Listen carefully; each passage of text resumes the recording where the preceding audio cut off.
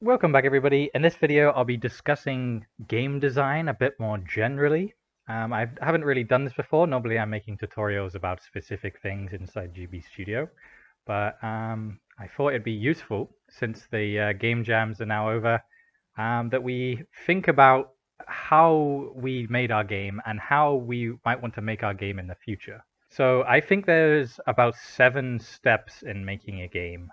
And it begins with the idea and the concept. So you obviously start with what you originally think of, right? So imagine a Western ballad. I was watching a lot of Western movies and I wanted to make a game like that. In my other games, obviously I like cars, so I was trying to make cars. In Hackar, I was trying to, make a computery based game. And obviously in these games, I was trying to, with Office Combat, try and tell a story. Dead Dungeon was experimenting with mechanics, and Space Crawler was obviously the idea of space as the theme.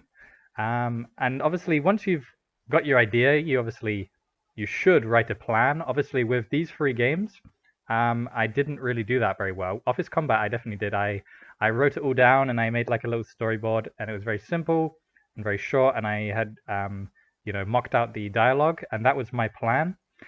Dead Dungeon, I just had plans of what I wanted to experiment with, and Space Crawler was basically just the artwork I was planning on doing. And obviously, the extent of your plan leads into the execution. So obviously, the better your plan, the better the execution will probably go. And obviously, as you can see, I've made a few games, and before I uploaded on this account, I also made a few games at university. So I have knowledge of how a game should be, I guess, or how I personally make games and how I enjoy what I would want from making a game. The execution for me is obviously very different to your execution. But as we could see with Office Combat, my plan was pretty well thought out, and so the execution went very smoothly, and it turned out almost exactly how as I imagined. With Dead Dungeon, though, I didn't really have a plan, and the execution of me actually making the game didn't go so well because of that. And Space Crawler was kind of like the same thing of I didn't have a plan, so it was very short. Obviously, the execution comes down to your knowledge of the engine you're using, your knowledge of how you make your artwork, your entire workflow. And so as you make games, you will get better at execution. But as I've already said, the plan is where the real stuff comes from. And I might make a video about planning your games in the future, and how you could and how you should think about your process of planning your games. Because obviously my tutorials are very heavy on execution, and how you get things done. But even when things go to your plan, it doesn't mean the game is a good game. And revisions are an important part of making your games good. In university, we would call this iterating. And so the idea is that as you make mistakes, or as you do what you intended and you test it, you see if it does or does not work, and you change your plan and your execution based on those factors. Play testing is a very important part. So in university, we'd get all of our course mates to play our games, and we'd have a Google form with feedback and questions we directly want to know about our game.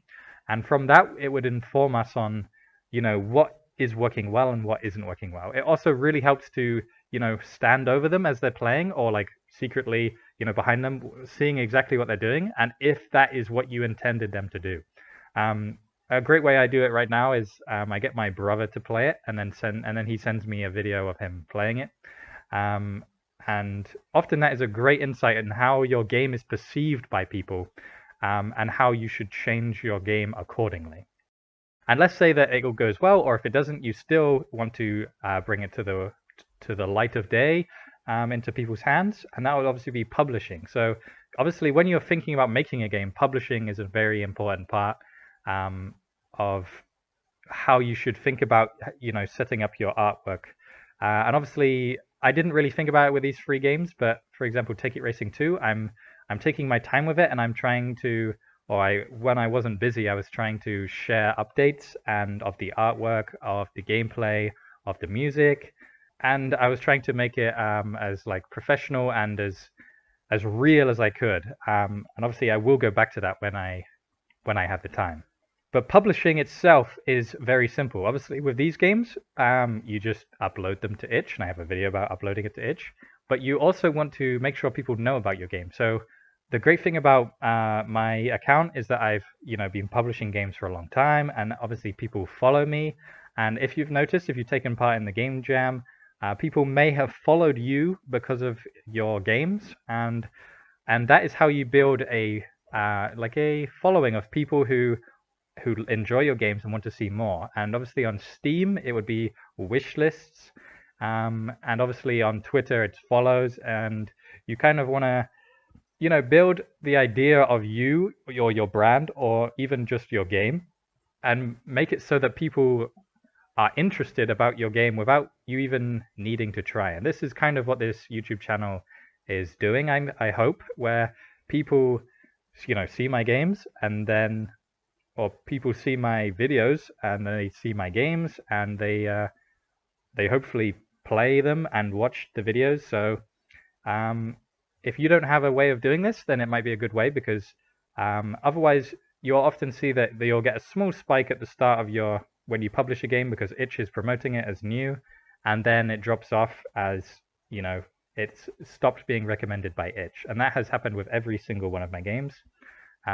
But I've also had spikes where I've made them free, or I've made or I've updated a page and I've written a devlog. So when you're publishing your game, obviously, if you're thinking about making money, then there is a lot more to go into, and especially if you're publishing it on physical cartridge, like I want to in the future, then you'll have to either talk to a company or figure out all of the logistics of sending it to people and getting people to know about your game, setting up websites maybe, and it becomes a lot more difficult. But just publishing your game and getting people to play it is the main starting point. And with this first game, I think a few people played it and enjoyed it, and that's what really made me realize that I wanted to make Game Boy games. So that is obviously publishing and promotion is those two things, they come hand in hand and they're very important. The final thing that people often forget is evaluation. Once you've made your game, you need to evaluate it. And often this comes from people playing your game and leaving you feedback, or it might also come from you critically thinking about what you wanted to achieve and if or not you did achieve it. So, for example, with a Western ballad, there was obviously some bugs and some small things that were, quite annoying for players. But overall, as a test of GB Studio and a test of my skills and of the time it takes to make a game, it was definitely a success for me. And beyond that, I found that making games for a jam actually made the popularity of the game increase during the time of the jam, because obviously people were playing it and rating it, which is a great thing to do because you get more feedback and it helps you get evaluation on it. And if you just publish a game and then move on, then you've learnt nothing really. You need to go back and think about what made your game successful and what you would change in the workflow of creating that game. And obviously, another example would be Ticket Racing 1. I made that for GB Jam 8. And I think that went extremely well. And obviously, I went back and I thought about, what made that game good, what made it bad, and I tried fixing those bad things in Ticket Racing 2. And I think I am doing that still. And I'm constantly evaluating Ticket Racing 2 and thinking about what is going well and what isn't going well in order to create the experience I intended to create with Ticket Racing 1. And so as we go on, obviously most of these games were made for a game jam, but some of them weren't. Like this Space Punk demo, it just went out of hand, and I evaluated that, and I took that knowledge into Space Crawler. I originally wanted Space Punk to be an evolution of Hack R, in which you're a space like I guess there's different planets in space, and you travel between them. But for some reason, I didn't even make that in the original Space Punk demo. So in Space Crawler, I did, and I feel like that makes this successful. But and also the feedback from Space Crawler has been very positive. And the great thing about making small, what we call vertical slices, where you take a small slice of the game and you create it as like fleshed out as you can, is very useful for this kind of work where you make a game for a jam and you get people to tell you whether or not it works well or not. And then once you've got that knowledge, then you can take it forward and make it into something and possibly publish it on cartridge, get Kickstarter stuff and everything. But yeah, with that all in mind, it's quite easy to see how game development works. But let's go into my patrons' games and have a look at what they could be doing differently and what they're doing well. So I'm going to start in this game called Future. This is by Samson239. And obviously, first of all, you see a very dark screen, so you know that it's going to be a very dark game. The artwork in the screenshots looks quite nice. I really do like the like the skyline. It's the white and black make it very obvious of like what you can stand on. So just straight off, it seems like it will be a competent game, which is as much as it needs to be. So I have muted it, but I know there is music. I've played this before, and I do enjoy this game. We're going to press start, and we're going to go in. And I already know, and I will tell you about this game. It starts very text-heavy, which is fine because it's actually telling a very interesting story. But I have let them know that a lot of the, the text work is, or feels odd in the way that some letters are 4 pixels wide and some are 3. But I also explained to him that once you get deep enough into game design, especially if you're working on your own, you have to wear many hats. So, for example, I'm talking about basically font design and lettering, which is it could be considered very niche. But at the same time, the writing itself is very good. I enjoy the writing, and it tells a very interesting story, which leads into a game that you kind of understand the reason why your character exists, which often doesn't happen where we just assume that we exist. Like Dead Dungeon is just, you're just put in and you don't really know who you are or why you exist. But so this one is fantastic in the way that it's actually telling a story, and it's actually a kind of a funny story. Like it's very well written. And obviously the artwork could have be better. Like I don't really know what this is. I'm not exactly sure. So if I was to give more feedback, it would be to make it a bit more obvious. And I guess this is an AI, like a brain thing. Again, I'm not sure, but the text is feeding me this information and building an idea in my head, and the visuals are just to add to it, right? It doesn't really change it much. Now, I've obviously played this game before, but I can obviously say that I really enjoy it, and the main reason is because it's clearly been planned out. As you can see, the buildings and stuff in the background are very impressive, I'd say. And obviously the little character art is fantastic. It's actually quite fun to jump around. But the main gripes I have with this game is the design. So as you can see, we're being shot by something off screen, which doesn't really bode well for making your player feel like they know what's going on, right? You kind of want to let your player feel like they're the one in control, unless, of course, the story is that they're not in control, and you deliberately want to let them feel like they have no power. But when we're holding a gun and we're jumping around, then it kind of is at odds with itself. So obviously this comes into the execution, because the plan was I'm assuming the plan was to make a platforming gun game with enemies in an apocalyptic city, which is definitely done, and it's done very well. But obviously the design itself, like small aspects of the design, for example, if I shoot at him, I disappear for some reason when obviously the bullet hits me. And arguably we disappear for too long, we kind of lose our self.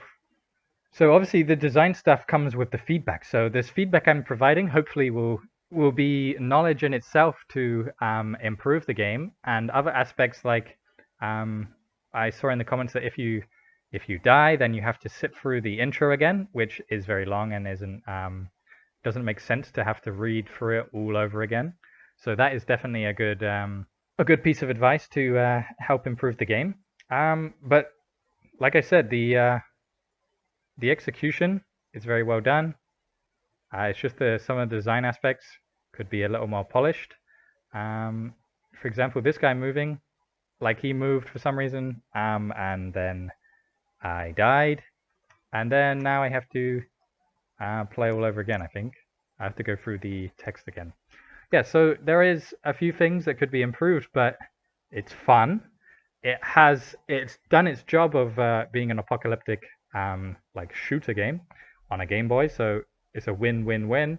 But it's just some aspects of the design that could be improved. And obviously, design is a skill that you learn by designing, and the more you design, the better you get. And that's basically the advice I would give to Samson 239.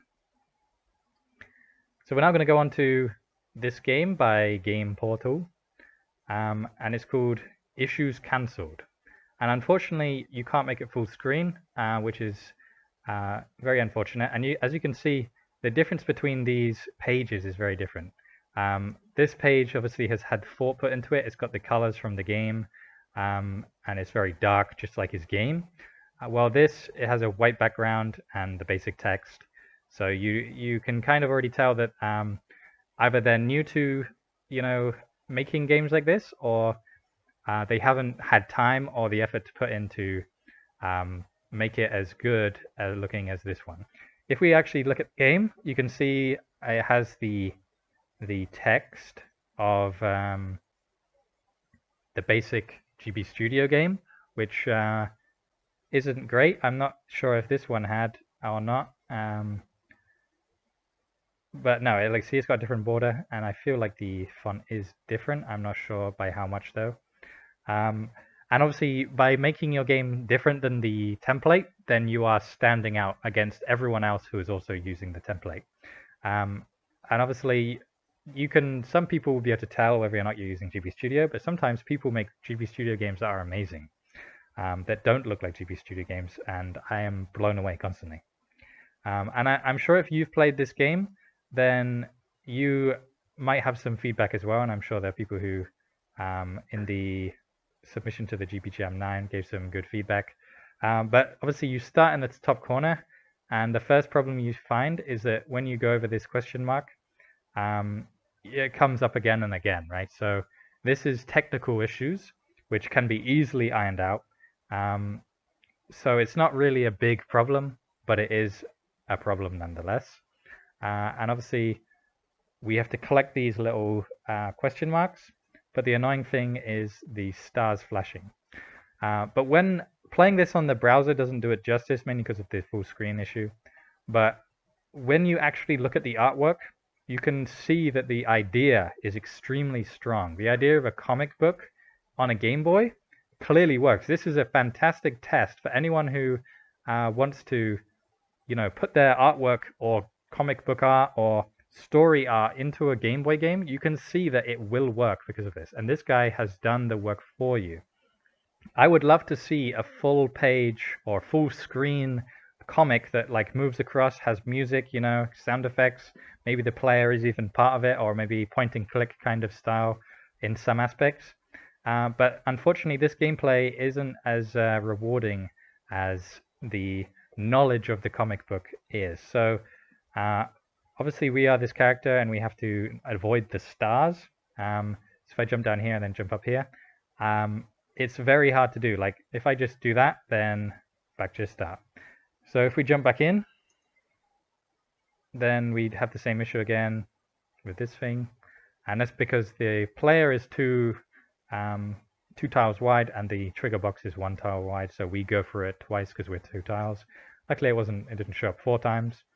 But yeah, this is a quite difficult game, and that's part of the frustration. You want the first level to be very easy. like I said in the last game, it's all about design. So when you design the game, like physically laying out the the levels, you have to think about how the player will interact with it, and obviously knowing that an easy level at the start makes for a better game overall because people won't be frustrated and give up instantly. Then that is a important part. Okay, so if we get to the next page, we can view more artwork, but unfortunately it's very difficult to actually do that. I'll try my best. I don't actually know how I'm going to do this. I did it. Okay, so now if we go to the next page, then we can see the rest of the artwork, and you can see that this is clearly fantastic artwork. And it, like, I'm enjoying the artwork, but because of the game being a game, you focus, when you're playing, you focus more on your character, and these tiles or these images aren't images in your head, they're blocks that you have to, walk on and avoid. So the kind of idea of the comic, kind of falls apart when you're this character jumping around. But even so, I have to congratulate you for this idea. I'm very impressed, and it has potential. Like, you can imagine this turning into something great if he had more than a week to make it, and if they now go back and revise their original plan and think about the execution for the future. So with that feedback and evaluation, I hope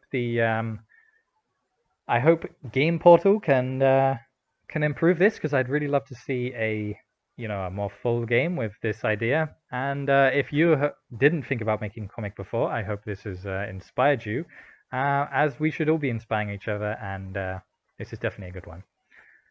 So yeah, I hope you enjoyed this video about game design and about what to think about when making your games, and how you can improve your games based off of the processes that I've just explained. So yeah, I just want to put my patrons up on screen right now. Thank you so much to you guys. I hope the feedback I provided you guys was at least useful, because it's interesting to see how other people play your game when they're not the one who knows exactly all the secrets to it, right? But yeah, thank you again for watching. Remember to like and subscribe, and I'll see you in the next video. Thanks for watching.